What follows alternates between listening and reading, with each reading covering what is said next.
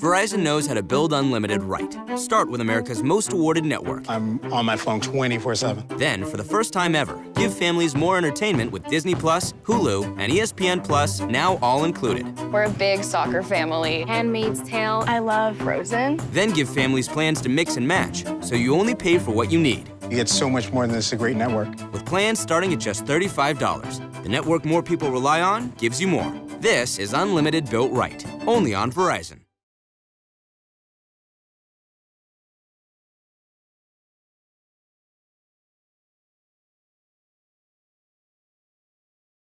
Hello, I'm Maureen, Reidy, the President and CEO of the Paley Center for Media, and it is my pleasure to welcome you to a very important and timely PaleyImpact program.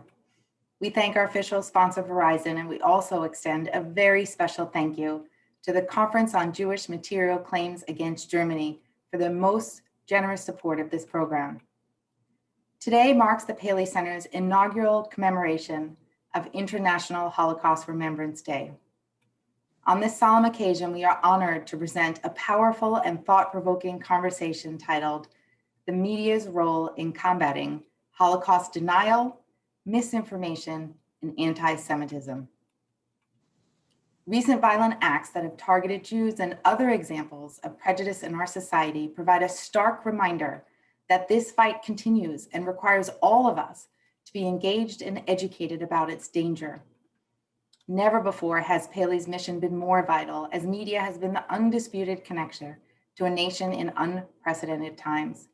Paley is uniquely positioned to meet this moment with impactful conversations led by influential leaders, such as the people that we are truly honored to have with us today. They will share their insights into media's role in keeping the memory of the Holocaust alive, combating anti-Semitism, and stopping the spread of misinformation, particularly among younger people. It is our privilege to welcome to our conversation some of those that are leading that effort. Monica Bickert, the Vice President of Content Policy at Facebook. Sarah Bloomfield, the Director of the U.S. Holocaust Memorial Museum. Martin Fletcher, former Tel Aviv Bureau Chief for NBC News and author. Eva Schloss, Holocaust survivor. And Greg Schneider, the Executive Vice President for the Conference on Jewish Material Claims Against Germany. Before we start the program, one brief housekeeping note: if you are tweeting, our hashtag on Twitter is #PaleyImpact. And now I'm so pleased to welcome our moderator, the highly respected journalist, Paula Zahn. Paula is an Emmy Award winner who has been a successful anchor at ABC, CBS, Fox, and CNN. She is now the executive producer and host of Investigation Discoveries On the Case with Paula Zahn, which recently aired its 300th episode. I ask you to please join me in welcoming Paula Zahn. Thank you, Maureen, for that very generous introduction. And welcome everyone to PaleyImpact, the media's role in combating Holocaust denial, misinformation, and anti-Semitism.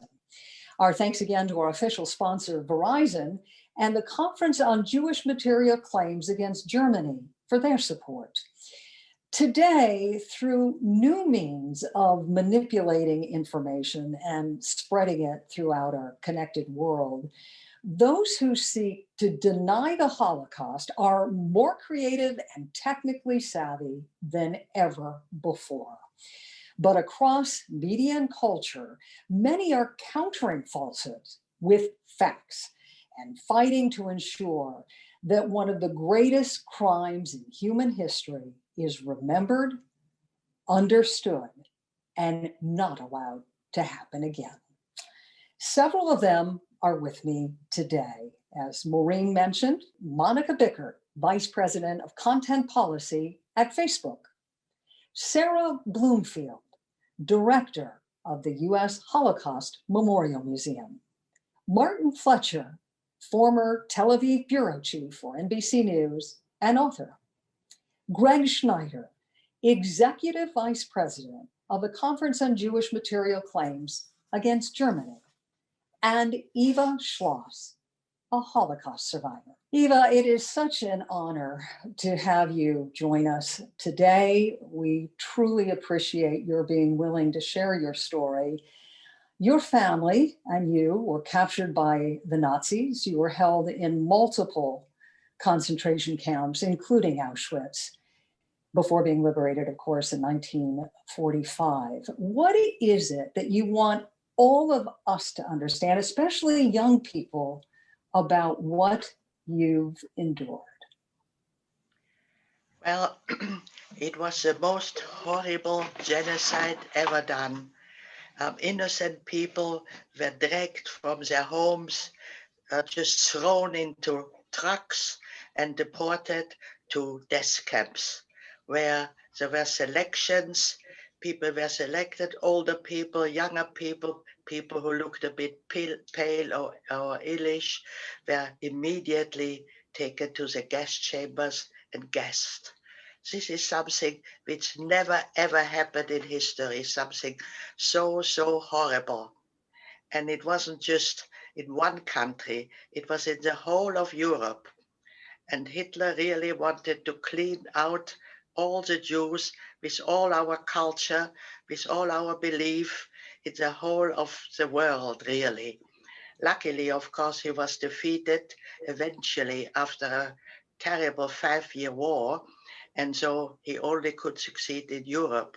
But nevertheless, it was a great damage done to the Jewish culture, to Jewish life. And in general, it's a shame upon humanity. And that people deny that this has ever happened is really, again, a terrible crime and terribly painful for survivors who've lost their families.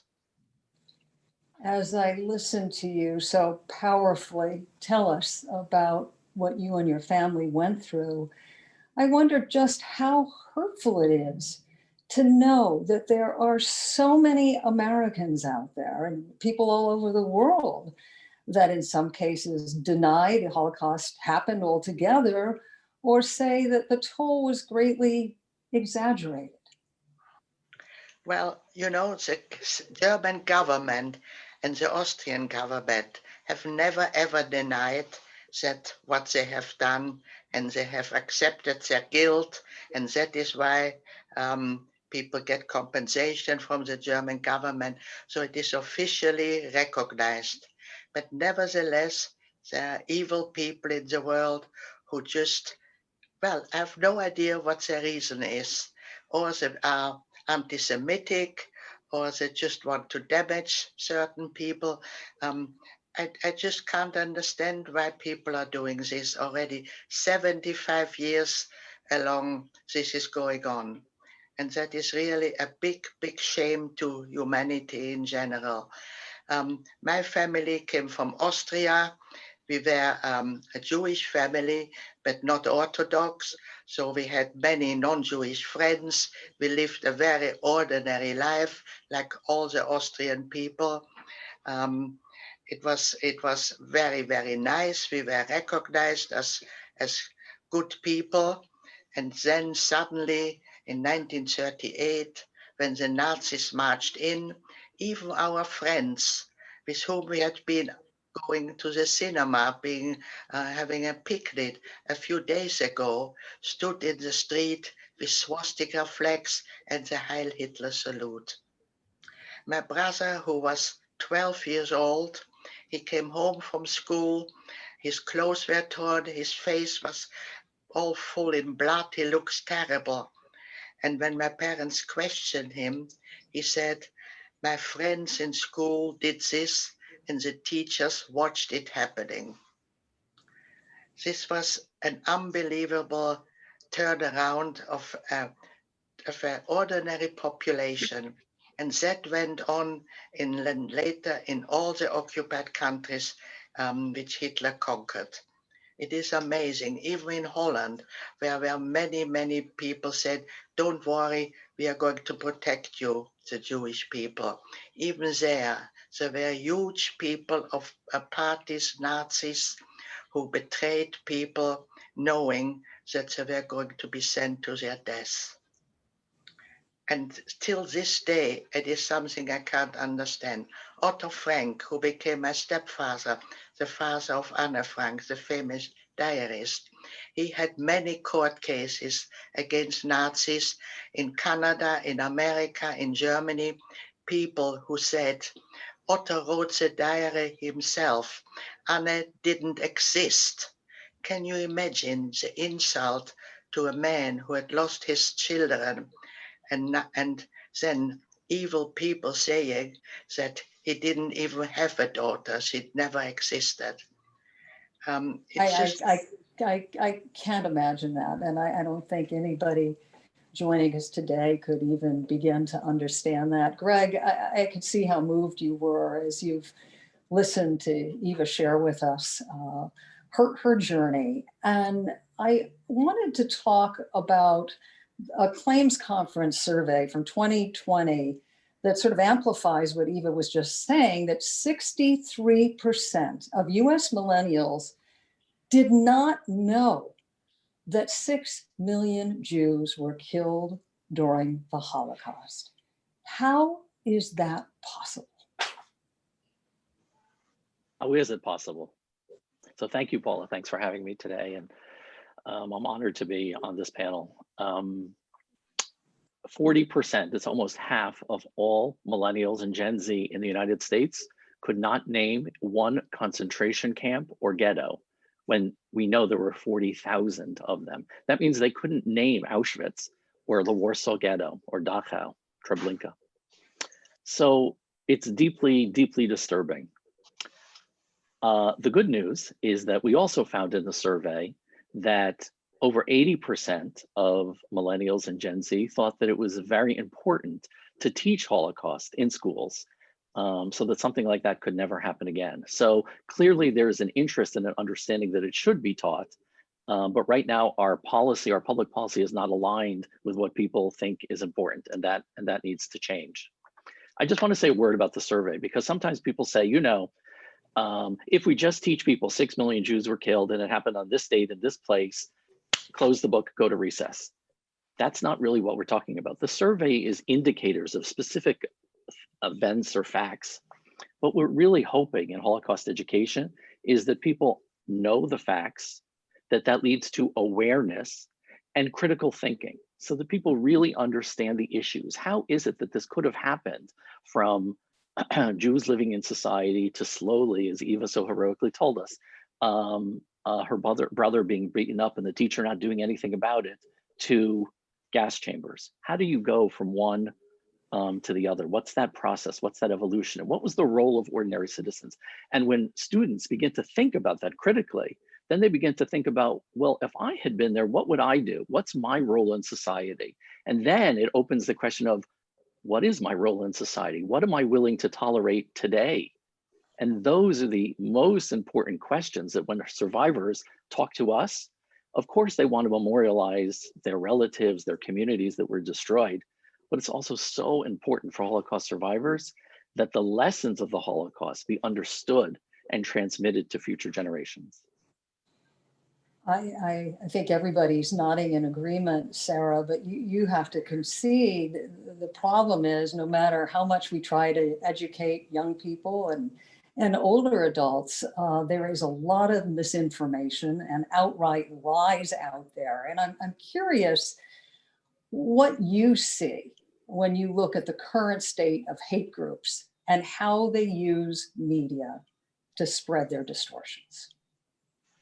Well, thank you, Paula, and it's great to be with this really impressive panel on this important discussion. I look at the hate groups with alarm, but I also think that they are telling us something that is true, not only in society, but in human nature. And one of the important things of studying the Holocaust is you develop an appreciation of human nature. And I would say this is true of all history. And when I look at some of the things that are problematic in American society, one of my great fears is not only the impact that social media has enabled hate to spread so rapidly and to connect haters, it's that we're not teaching history to young people, and we're not giving them a sense of the context in which past events have happened and how humans behave. So the way to understand, I think, the rise of hate groups and the power of social media, that the way it works on all of us, and I'd like to make a distinction between true believers and people who may be just susceptible and end up going along with true believers. Greg did just a great explanation of the museum's approach to education, which is to focus not just on what happened, not just on the events, but why it happened, what made it possible, what were the decisions people made along the way in face of certain challenges and situations, and what were the motivations. And these are very human motivations. And just to give you one little kind of tidbit from history, we did a major exhibit on collaboration and complicity to address the very problem Eva described with her teachers, her classmates, her friends, people's coworkers suddenly turned on them. And one of the things we learned from this research was that a lot of people ended up being complicit with the Nazis who actually didn't really believe their anti-Semitic ideology. And they went along for other reasons, such as greed or power or career advancement or fear or peer approval, all sorts of very human things that we're all susceptible to. Monica, I wanted to give you a chance to jump in here. In October 12th of 2020, you announced that Facebook would ban all content that denies or distorts the Holocaust. Yes. How are you targeting this hate speech and what are you doing about it? Yes, and I want to say first that everything that I've heard from Eva's story and the power of hearing about how a teacher and how friends could turn so quickly, and then the comments by Greg and Sarah about what do we do with this? How do we get people to actually not just hear the story and understand what happened, but how do we make sure that they understand human behavior and how people can get swept into hateful ideologies and ultimately violence? How do we actually develop those skills?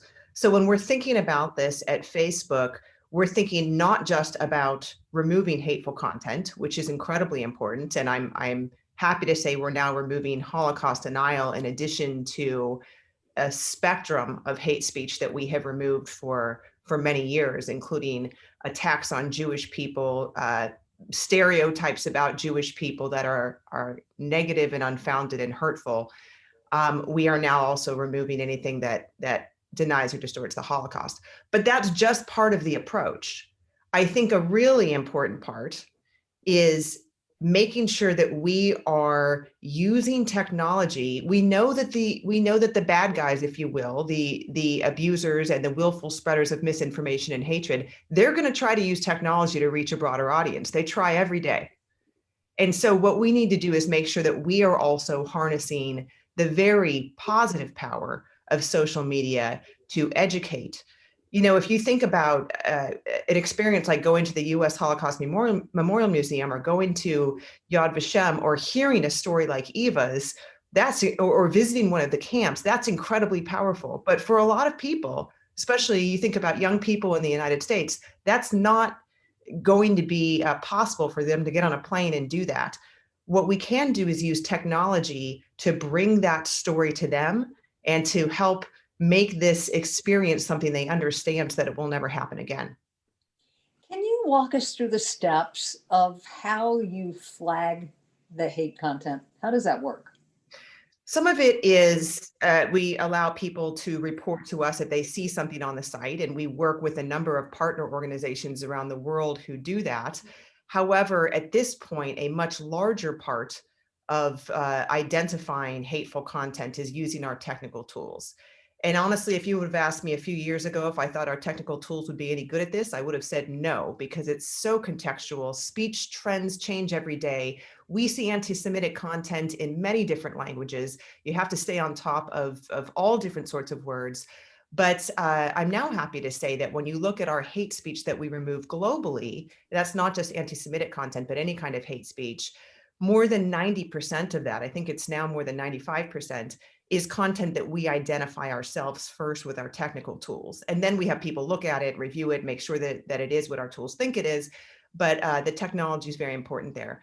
I also want to underscore the role of partners. You know, we've worked with groups, Jewish groups around the world in crafting our policies, the World Jewish Congress, American Jewish Committee, Simon Wiesenthal Center. These are really important longstanding partners for us, and they've helped us get to where we are. But their role is not just in helping us craft the policies.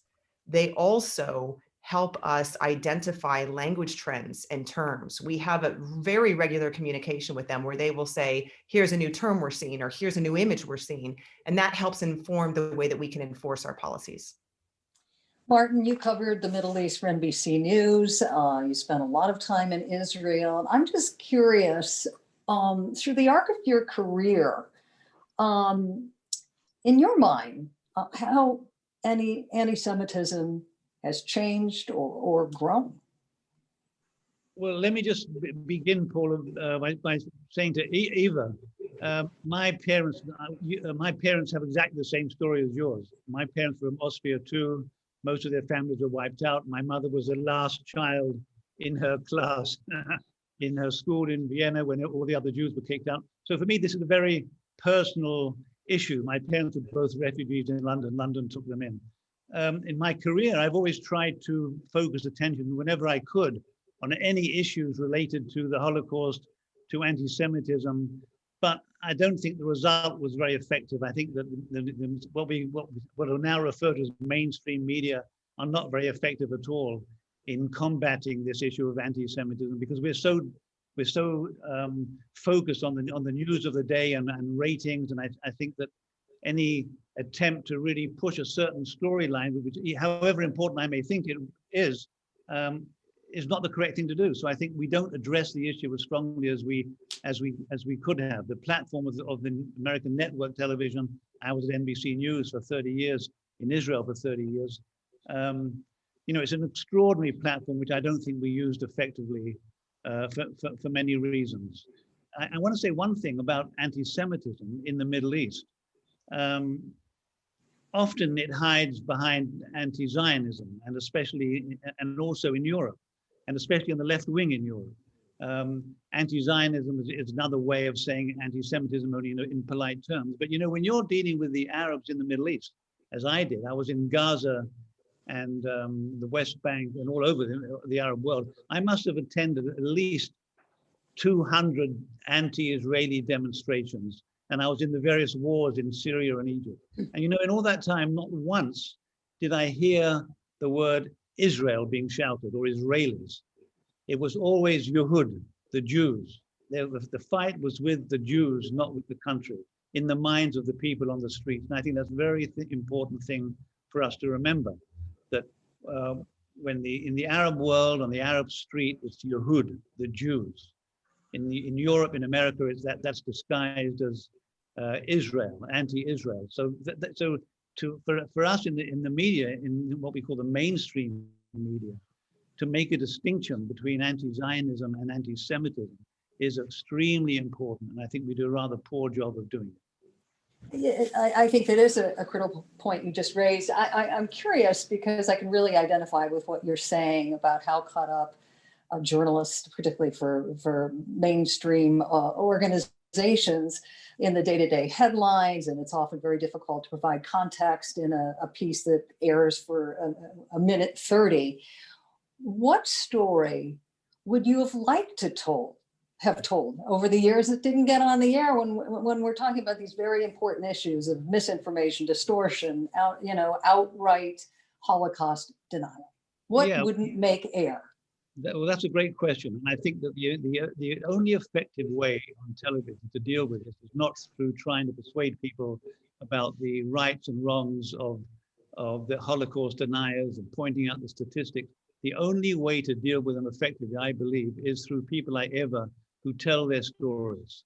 And of course, unfortunately, that's a resource that is becoming increasingly rare because of time. And so it's important for us to record their messages, Eva's stories, people like her, my parents, and find ways to present them. So I mean, one story that I did, which had a huge impact, was a story about a violin, which was found in the Ukrainian forest and was restored by a guy called Amnon Weinstein in Tel Aviv. And that same violin was then played in Auschwitz, and it was played in Jerusalem by by some of the top, the world's most famous violinists. And I did a story on the story of that violin, the story of the boy, the story of the restructuring of the violin. And that was for the Today Show. And the Today Show used the same story 3 times, Paula. You know how rare that is. Then Nightly News used the story. So there's a real appetite for good storytelling. Unfortunately, the best stories are told by the people who lived it themselves. But we in the media need to try and magnify their voices as much as we can. And so that's what I think is the most important thing we can do, is tell the stories of the survivors and of their families as frequently as possible. I don't think persuading young people on the basis of facts and figures works. It just doesn't work. People believe in people. People are interested in people. And so people like Eva, the more Eva, I'm just so impressed by you and your willingness to talk and share your stories.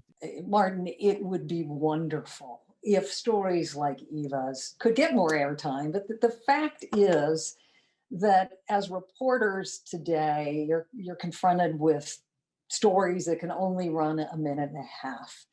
And stories like Eva's, rarely would get the airtime they deserve. How else should the media confront that?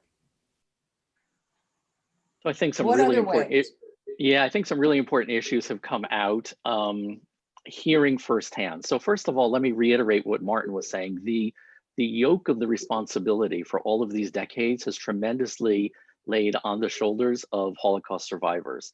I'm very close with a survivor who is a very frail, thin, short, small woman, but her Herculean heroism belies her small frame. She speaks in schools, and she tells me that for a couple of days before she speaks, she can't sleep. She has so much anxiety. And afterwards, she also can't sleep.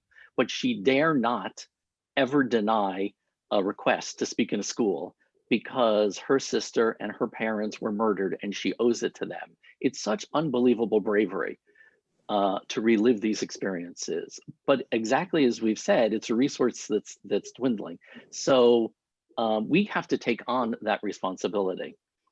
This whole conversation connected with International Holocaust Memorial Day, January 27th, which is exactly 3 weeks after these jarring, horrific events in the Capitol. And I think the conversation for me is in the shadow of those events. There was a news story that one of the rioters was wearing, one was wearing a shirt that said Camp Auschwitz, and another was wearing a shirt that said 6MWE. And I have to confess, I didn't even know what that was, but the 6MWE stands for 6 million wasn't enough, right? So it's a right-wing sort of concept, part of this, crazy extreme. Eva, I'm sorry, I had to talk about it.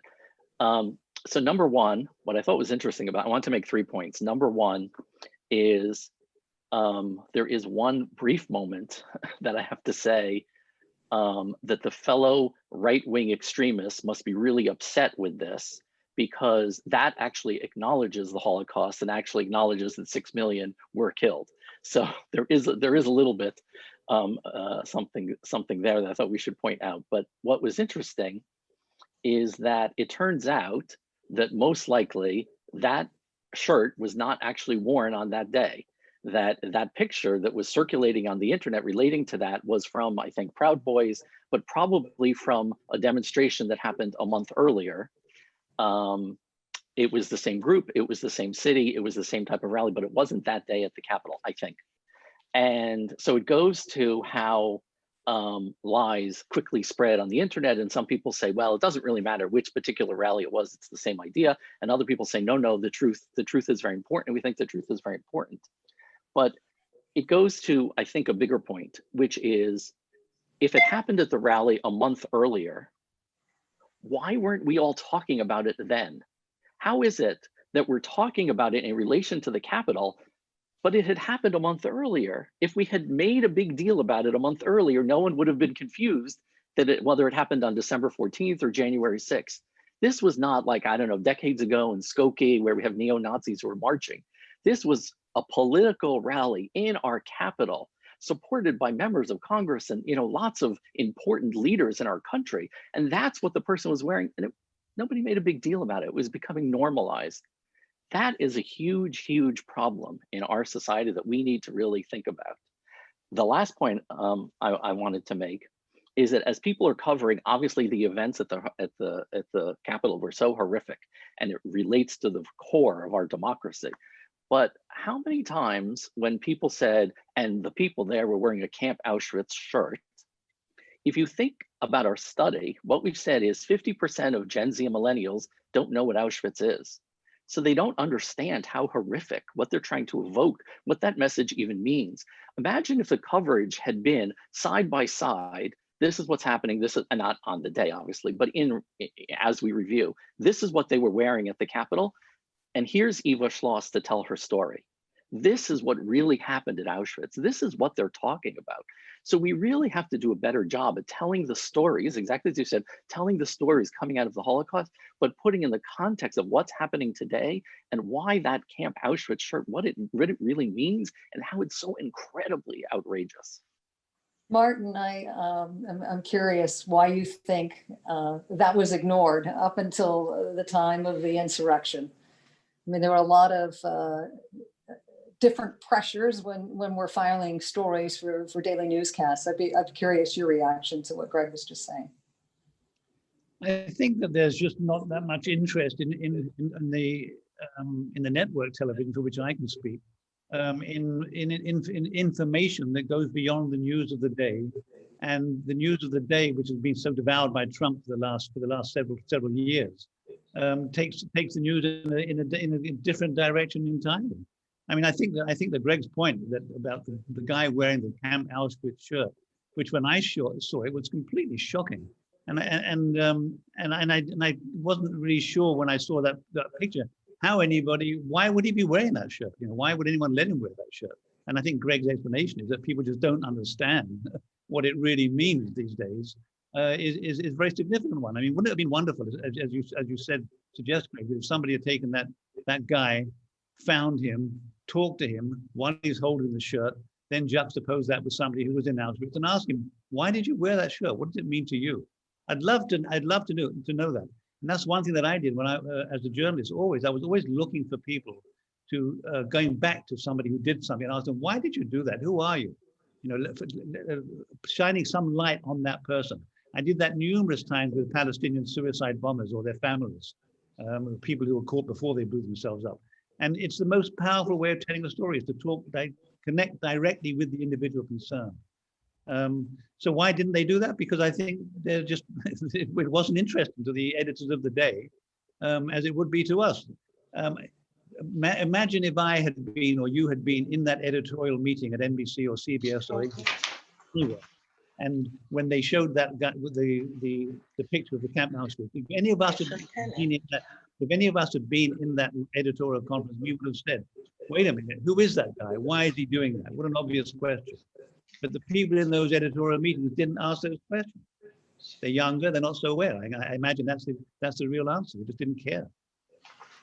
Monica, when Facebook sees an image like that, is that something you would pull, or is it, you know, I'm just curious sort of what metric you use about what you take off the platform. Well, certainly if somebody used hateful words or a Nazi symbol or a far-right symbol, and there are many of these that we have designated, we would remove it. The exception to that is if somebody is using it to condemn it or to raise awareness, say in educational or news content, in which case we would allow that story. But we review the context every time. And I do want to kind of underscore these hate groups, maybe as Martin says, they're not the most interesting thing to cover in this sort of day-to-day mainstream media landscape, but they are present, and we see new groups emerging. We have to date removed from our site more than 250 white supremacist groups alone. And when I say removed, we remove them, their iconography, any praise or support of them, and any attempt they have to try to come back. 250 just in the area of white supremacy. It's shocking and it's amazing.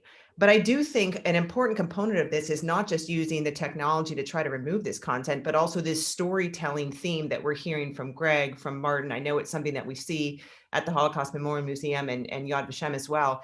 And there is, one sort of bright thing we can look to is how we can use technology to make those experiences more storytelling attractive for young people. And just one quick example of that, we have a gaming platform, Oculus. It's virtual reality. You put on the headset over your eyes and can play video games. And that's something that really speaks to young people.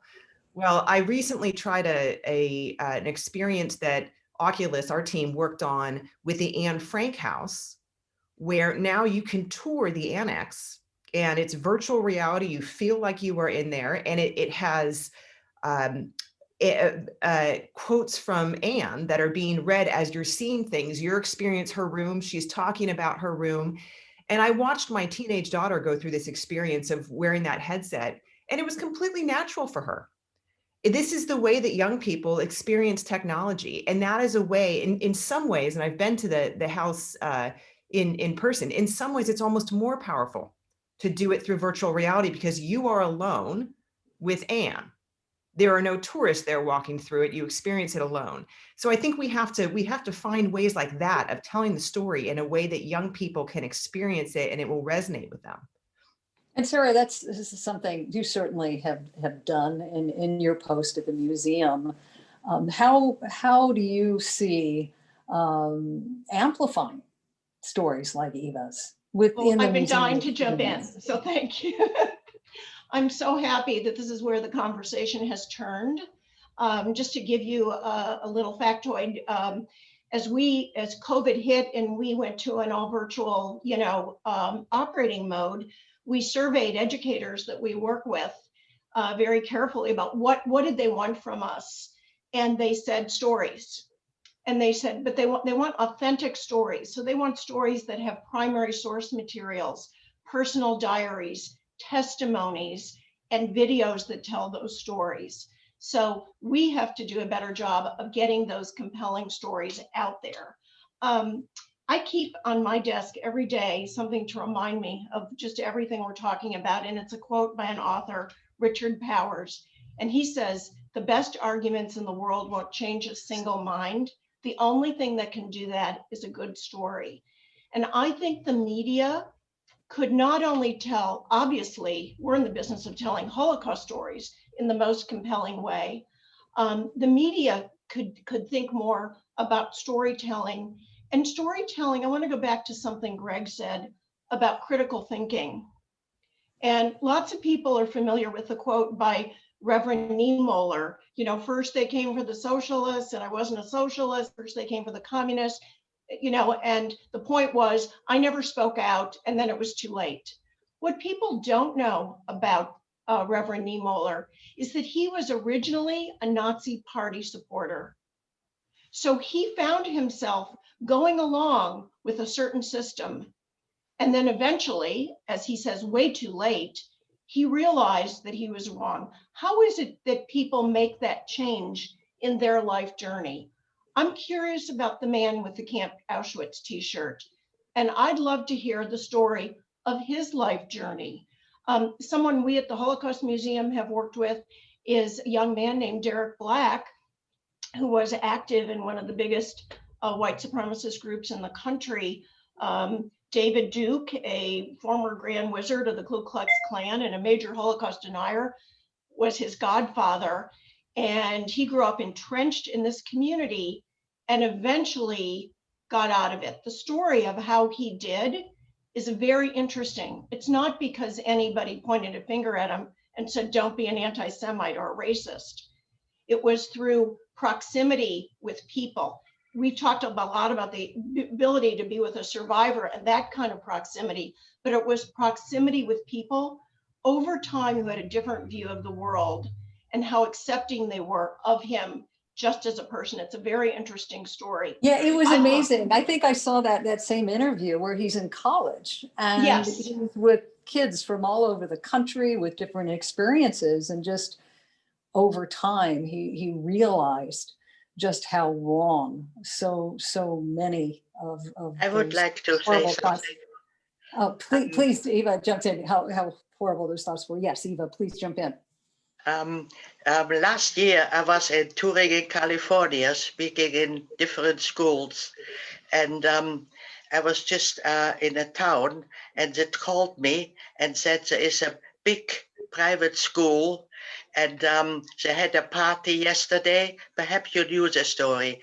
They had a party, and they were having Heil Hitler salutes. They were burning candles and swastikas, and it was an all-Nazi big party.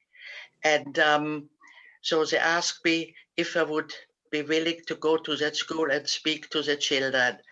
They had to leave the school. The parents were called up, and we made a day out of it that the children were called back. There were about 20 youngsters, 16-year-old, and the parents came and those youngsters, boys and girls. And the head teacher was there. And the first question I asked, have the children with 16 years old learned anything about the Holocaust? And he said, he got a bit embarrassed. He said, well, not yet, but we were going to do it next term. So I said, well, with 16, it is high time that they do know already about everything about the Holocaust. And then I asked the kids, what was the motive? Why did you do that? Nobody wanted to reply. Eventually, one said, we didn't really know what it means. And I said, who believes that? You know, you're not living on the moon. You know exactly it is a community where there's a big Jewish population. You must know what it means. Hitler and the Nazis, even if you haven't learned yet about school. So eventually the parents were, of course, very upset and so on. And I said, you know, you can't leave everything to the teachers. You have to teach as well the children something at home. With 16-year-old, it's high time that they know about, I'm sure they have Jewish friends as well, know something about it. Well, the end was, of course, that those children have turned all around. This whole school has turned around. They went to the Washington Holocaust Museum. They have Jewish education now. And it's a completely different, the whole town turned is a completely different community now. And this is really, education is very, very important in school. And I think America is one of the only Western countries where Holocaust education is not compulsory. In Europe, everybody has to take a term and teaching about the Holocaust. And that is really missing in America. I think what is also missing is someone like you who would call these young children on the behavior, ridiculous behavior they're exhibiting when you said they didn't know what it meant. And you called them on it. Eva, before we wrap up the whole conversation, I haven't had an opportunity to ask you about your survival. How did you have the strength and courage to stay alive? Well, in the camp, I was just 15 years old when I was betrayed by a Dutch nurse who pretended she was a member of the resistance. Well, it's a long story. But anyway, we were all deported to Auschwitz in May 1944.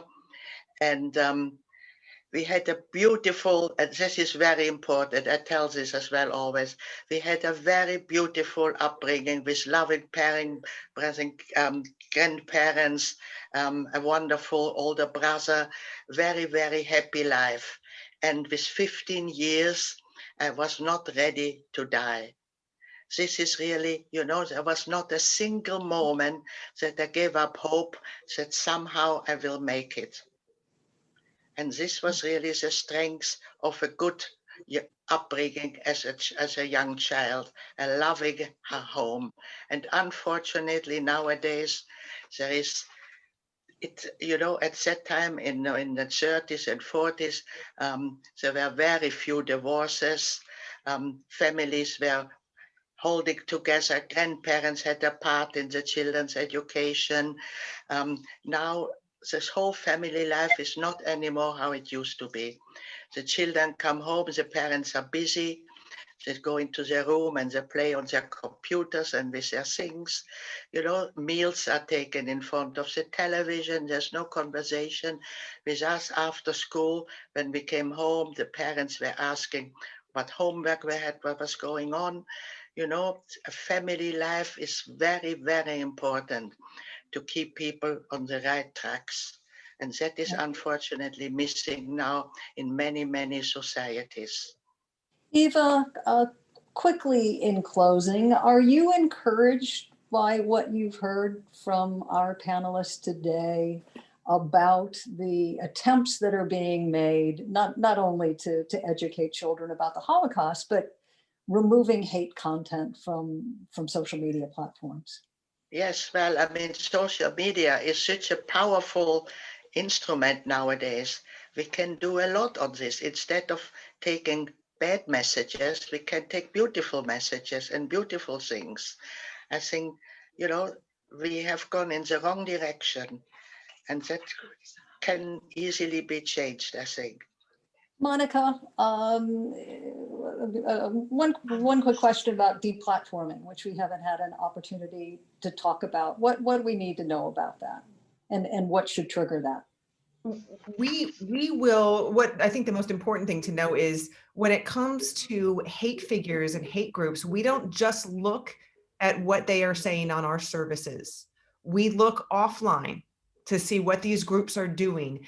If somebody perpetrates a hate attack, so the Pittsburgh Synagogue or Poway or Jersey City, when we have the names of those individuals, this is grotesque, but we will see people try to come online and praise them or set up accounts in their name.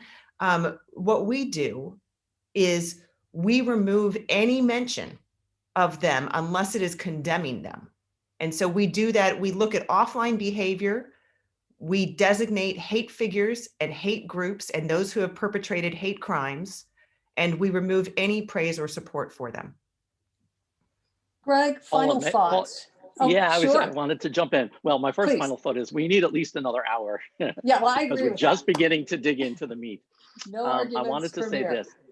Like on so many occasions, we really should take our instruction from Eva, who just said something so important about the wrong messages, the negative message, particularly in the importance of social media, and B, the negative messages. So I understand we don't have time today, but I think everyone knows that we were active in trying to get social media platforms, including Facebook, to take Holocaust denial down. And we're so pleased that that's part of their policy now, and we think is really, really important. So, but it's a first step. And something that we didn't talk about that we really want to partner with Facebook and with other social media platforms going forward is this idea of driving people toward verified, reliable data. So when you have a horrific event and then you have people who look, what is this, and look into it, those people should not be driven, if you're looking up something about Holocaust denial, should not be driven to other denial sites. They should be driven to the website or data from the United States Holocaust Memorial Museum or Yad Vashem or Holocaust survivor stories that might resonate with them. So we have to drive people to the right way. We have to be proactive in finding educational opportunities. And we really want to partner with Facebook, YouTube, whatever, a whole range of social media, because really it's so influential, so important in our society now. I couldn't agree more. I think this is, and Eva really touched on this, that this is an opportunity to share beautiful messages and to educate. And what we're working on right now, and we'll be rolling out in the coming days, is educational content that we have partnered with some Jewish groups and Holocaust remembrance groups, so that when people and this is on our services, the internet's a big place, but you know, we're going to start on our services and go from there. But when you search for certain terms that are associated not just with the Holocaust, but also with anti-Semitism and Holocaust denial, people will be directed to this educational content. I agree very much with what Greg just said, that this is a starting point. It's not enough to just remove hateful messaging. We have to use technology to increase understanding. Martin, I think it's pretty obvious from hearing you talk today just how deeply you feel about all these issues as someone who's had your family history and what you've done for a living all these years. Just a final thought with your reaction to what you've heard today and whether you're optimistic or pessimistic about the media really making inroads in tamping down this misinformation and outright lies about the Holocaust. Sadly, I'm pessimistic because this has been with us. Anti-Semitism has been with us for so many, for thousands of years, for many different reasons, under many different forms of media. Social media is what we live with, but under different forms of media for generations, it's been the same. And is it getting better or worse? Well, the statistics show that it's getting worse to some extent, especially in Europe, by the way. And by the way, let me just mention one thing. We're talking about Eva was talking about the 16-year-olds at school and expressing surprise how ignorant they were about the Holocaust and what it meant to Nazi salutes and stuff. Do you remember just not so many years ago when Prince Harry was about 16 years old and he was photographed in a Nazi uniform at a fancy dress party? So, you know, this is a member of the royal family, Prince Harry. He wasn't any smarter than those kids in California. Bear in mind, most American major cities have a Holocaust museum or memorial of some kind. Where I come from, in Britain, in England, I think there isn't even one Holocaust museum in England. I don't think so. There's a Jewish museum in London. There's a small museum. It's up north. Yeah, near Sheffield. Exactly. There's one. There's one near Sheffield in Staffordshire. Near Nottingham. A beautiful one, very active. But that's it for England. That's extraordinary. So yeah, there's a lot of ignorance that needs to be overcome, and I don't think mainstream media are going to do the job. Social media is where the action is today, and telling good stories on social media. And I think Greg makes a terrific point, which is to direct people towards the correct information rather than false information, which Monica, as you say, you're dealing with as a very important issue. I'd say that's the most important point that I've heard today, to divert attention when people go to the internet to find information. They should be sent to the correct information sites. Sarah, you get the last word. Thank you.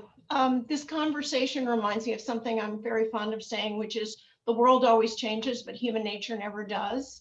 And I'm reminded that with the rise of the internet, we did an exhibition examining Nazi propaganda, and not only the messaging, but the techniques. And it was very interesting. You would expect all the messaging to be, you know, very racist, very anti-Semitic. It wasn't all that. A lot of it was very positive. And the Nazis were very careful about public opinion. And they did a lot of local polling, what we would call polling today, to test their messaging to see what was effective. And in some places, it was a very positive message, offering unity, hope, pride, restoring Germany's dignity after humiliating defeat, messages that would appeal to lots of people. And they targeted that anti-Semitic message very carefully. One of the things I'm fond of saying is that the head of the Nazi party, the first head of the propaganda, was Adolf Hitler. That was his first role with the party. And he said something that is very true today. He said, propaganda is a terrible weapon in the hands of an expert. And unfortunately, with social media, anyone can be an expert. Isn't that the truth? And a sad reality. I have to leave it there. Sarah, thank you so much. And I wanted to thank all of you for joining us for this PaleyImpact program. And we once again thank our sponsor, Verizon, and the Conference on Jewish Material Claims Against Germany. Be sure to support the Paley Center and consider becoming a Paley member by visiting paleycenter.org. Thanks so much for joining us. Take care.